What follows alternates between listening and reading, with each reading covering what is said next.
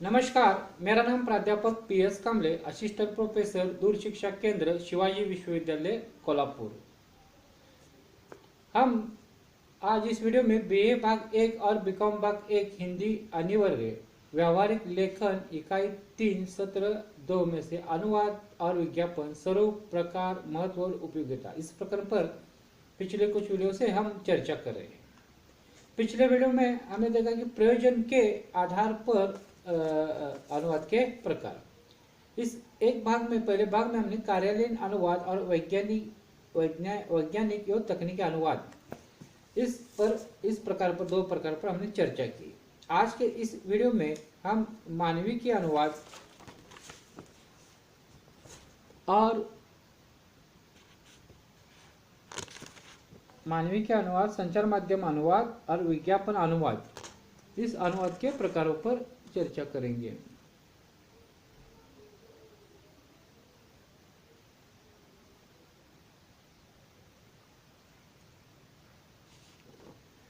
तो मानविकी अनुवाद क्या है ये आज हम देखेंगे। अभी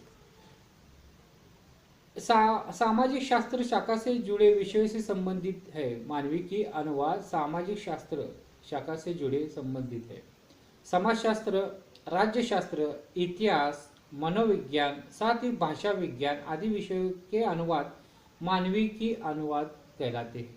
मानविकी अनुवाद की जो सामाजिक शास्त्र है उसके अनुवाद जो होते हैं उसे कहते हैं। जैसे कि समाजशास्त्र, राज्यशास्त्र, इतिहास, मनोविज्ञान और भाषा विज्ञान आदि विषयों के जो अनुवाद होते हैं उन्हें मानविकी अनुवाद कहते हैं। सरल एवं स्पष्ट रूप से बनाया जा सकता है कि इस क्षेत्र के अंतर्गत शिक्षा,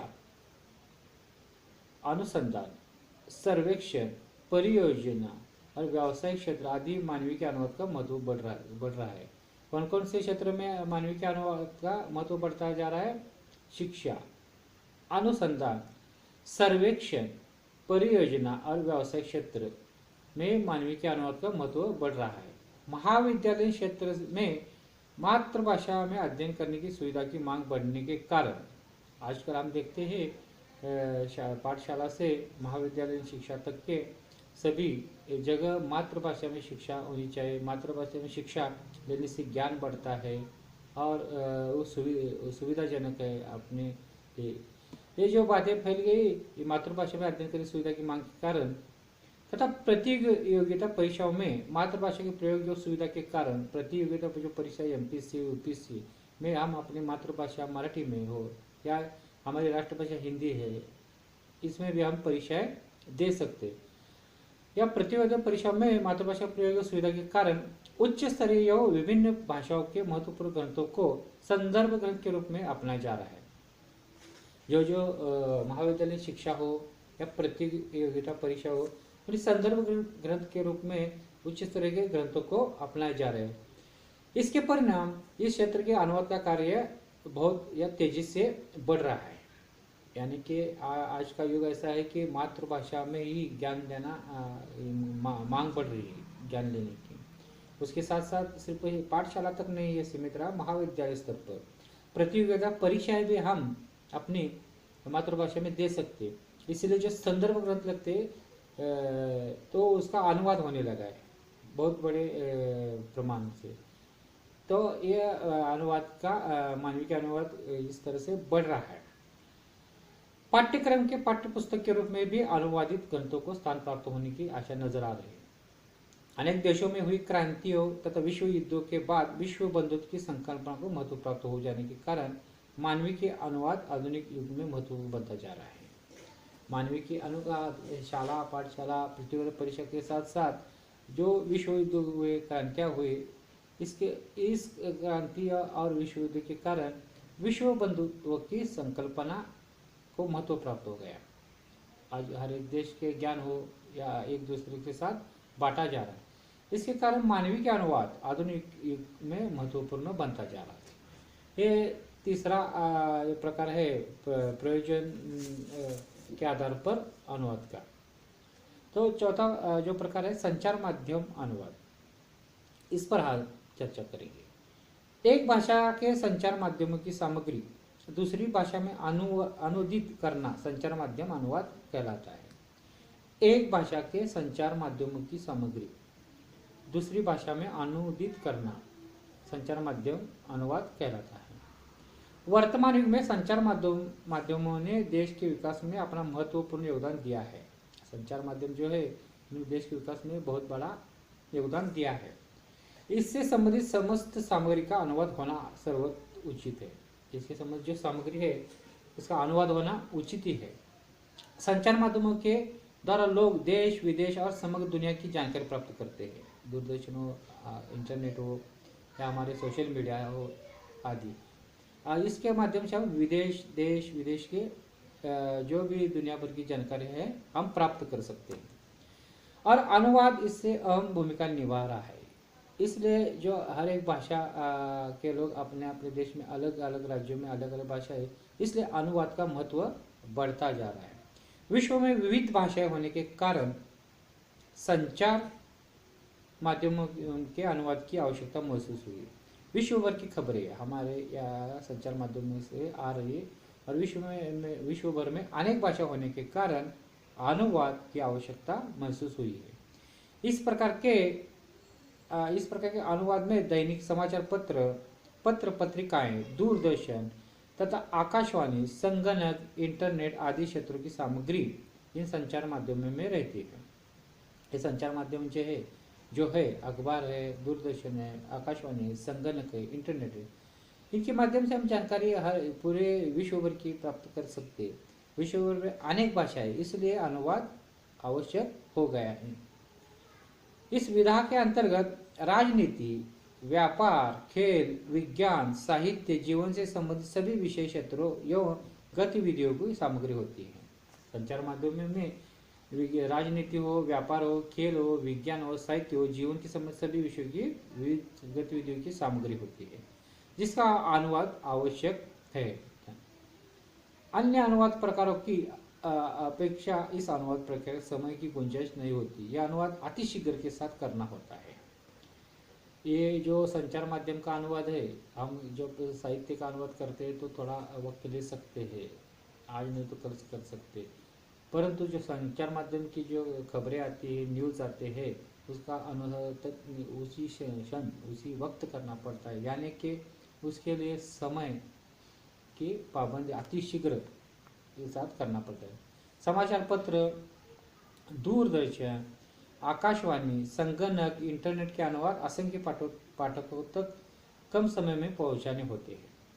जो समाचार जो आते हैं, हम टीवी पर देखते, न्यूज़ चैनल पर देखते, तो अतिशीघ्र कोई भी विलंब नहीं होते हुए भी हमारे पास आते हैं, इसलिए अतिशीघ्र अनुवाद करना पड़ता है। इस क्षेत्र में नई खोज, उपलब्धि, संगणक, इंटरनेट, समाचार, संदेश, आह्वान आदि के संचार माध्यमों के जरिए लोगों तक गति से पहुंचाने होते हैं, यानी कि जो भी खबरें हैं लोगों तक गति से पहुंचाने होती है।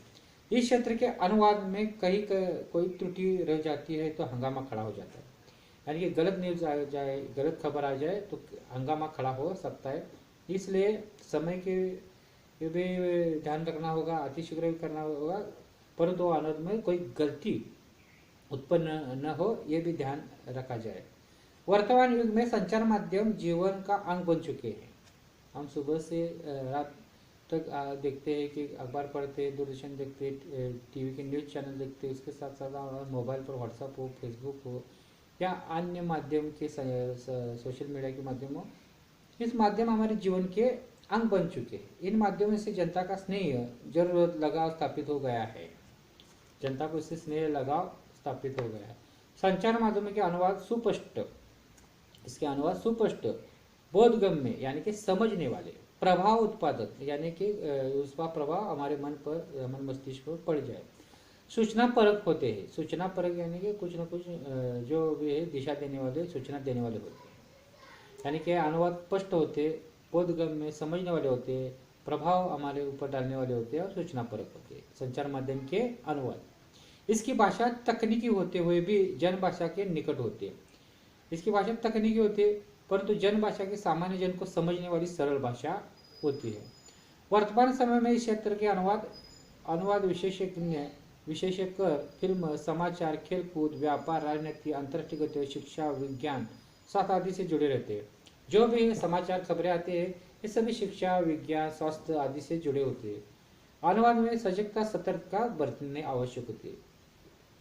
संचार माध्यम के अनुवाद करने के लिए सजगता और सतर्कता बरतनी होती है। कम समय में करना होता है, अतिशीघ्र करना होता है, परंतु कोई उसमें दोष ना आए जाए इसलिए सतर्क रहना पड़ता है। इस तरह से यह अनुवाद का चौथा प्रकार हो गया संचार माध्यम अनुवाद। अब होगा पांचवा जो प्रयोजन के आधार पर अनुवाद के प्रकार है वो है विज्ञापन अनुवाद। विज्ञापन अनुवाद क्या है इस पर हम चर्चा करेंगे। समाचार पत्र, दूरसंचार, आकाशवाणी, संगणक, इंटरनेट आदि विज्ञापन के प्रभावी क्षेत्र है। विज्ञापन यानी कि एडवर्टाइज। इन क्षेत्रों से संबंधित अनुवाद को वर्तमान युग में विशेष महत्वपूर्ण बनता जा रहा है। इस क्षेत्र से संबंधित जो अनुवाद है वर्तमान समय में विशेष महत्वपूर्ण बनता जा रहा है। स्रोत भाषा के विज्ञापन का लक्ष्य भाषा में अनुवाद करना विज्ञापन अनुवाद कहलाता है। यानी कि एडवर्टाइज का मराठी जो विज्ञापन है एडवर्टाइज है उसका हिंदी में अनुवाद हो जाए किया जाता है उसे विज्ञापन अनुवाद कहते हैं। विज्ञापन सामान्यतः मौखिक एवं लिखित होते हैं। मौखिक होते, लिखित होते। विज्ञापन आकर्षक, रोचक होने के साथ साथ संक्षिप्त भी होते हैं। विज्ञापन जो हम एडवर्टाइज देखते हैं टीवी पर या अखबार में, तो देखिए वो आकर्षक होते, रोचक होते और कम शब्द वाले होते हैं, कम समय के होते हैं, यानी कि संक्षिप्त होते हैं। विज्ञापन ग्राहकों को आकर्षित कर उन्हें वस्तु की जानकारी देकर उसकी विशेषताओं से परिचित कराते हैं। विज्ञापन किस लिए बनाए जाते हैं? जो भी वस्तु बनाई है या कोई ये उसके बारे में जानकारी देनी होती है लोगों को, और जानकारी देकर वो खरीदे इसके लिए प्रेरित किया जाता है। यानी ये जानकारी देकर उसको प्रेरित किया जाता है कि वो खरीदे, इसलिए यानी कि पूरी जानकारी वस्तु की दी जाती है। विज्ञापन किसी भी भाषा में हो सकते, उसका अनुवाद करते समय उसके शब्द चयन, अर्थ, संगीतात्मक, ध्वनि, अलंकार, काव्य आदि पर अनुवादों को विशेष ध्यान देना होता है। यानी कि एक भाषा से दूसरी भाषा में विज्ञापन का अनुवाद करते हुए उसके शब्द चयन, संगीतात्मक, लयिकता और जो कहना है वो भाव नष्ट हो न जाए, इस पर ध्यान देना पड़ता है जो अनुवाद कर रहा है उसको। विज्ञापन के अनुवाद में लक्ष्य भाषा के ऐसे शब्दों का चयन आवश्यक होता है कि उसका अर्थ, संगीत, लय उसी तरह स्रोत भाषा या मूल भाषा में होते हैं। लक्ष्य भाषा में ऐसे ही उसको व्यक्त किया जाता है जो मूल भाषा में बात कही गई थी उस तरह की बात भी लक्ष्य भाषा में आ जाए, ताकि स्रोत भाषा के समान ही लक्ष्य भाषा में भी ग्राहकों को आकर्षित कर कम शब्दों में वस्तु को अधिक जानकारी देकर वस्तु के प्रति आकर्षित कर सके। यानी कि इस तरह के शब्द जो भी मूल भाषा में जो विज्ञापन है उसी तरह की भाषा का इस्तेमाल करके जो भाव है, जो कहना है, वो तरह से लक्ष्य भाषा में भी वो व्यक्त किया जाता है, क्योंकि वो विज्ञापन वस्तु के बारे में पूरी जानकारी मिले और जो भी सुन रहा है, पढ़ रहा है, वो वस्तु लेने के लिए प्रेरित हो, वस्तु लेने के लिए आकर्षित हो। ये विज्ञापन अनुवाद है। यानी कि आज के इस वीडियो में दूसरे भाग में हमने मानवीय के अनुवाद, संचार माध्यम अनुवाद और विज्ञापन के अनुवाद प्रयोजन के आधार पर के जो प्रकार है वो देखे। पिछले वीडियो में, पहले वीडियो में हमें कार्यालय अनुवाद और वैज्ञानिक एवं तकनीकी अनुवाद इस पर चर्चा की।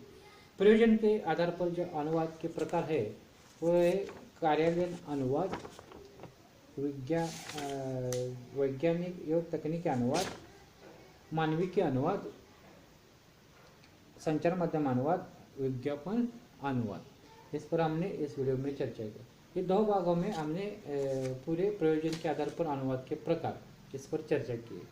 अच्छे से वीडियो सुनने के हमारा जो सीम है दूर शिक्षा का सेल्फ इंट्रोडक्शन मटेरियल का जो आधार रहेंगे उसे पढ़ेंगे तो इस जो टॉपिक है उस पर आप अच्छी तरह से गुण भी प्राप्त कर सकेंगे और अच्छी तरह से समझ सकेंगे, याद कर सकेंगे। इसके साथ धन्यवाद दोस्तों।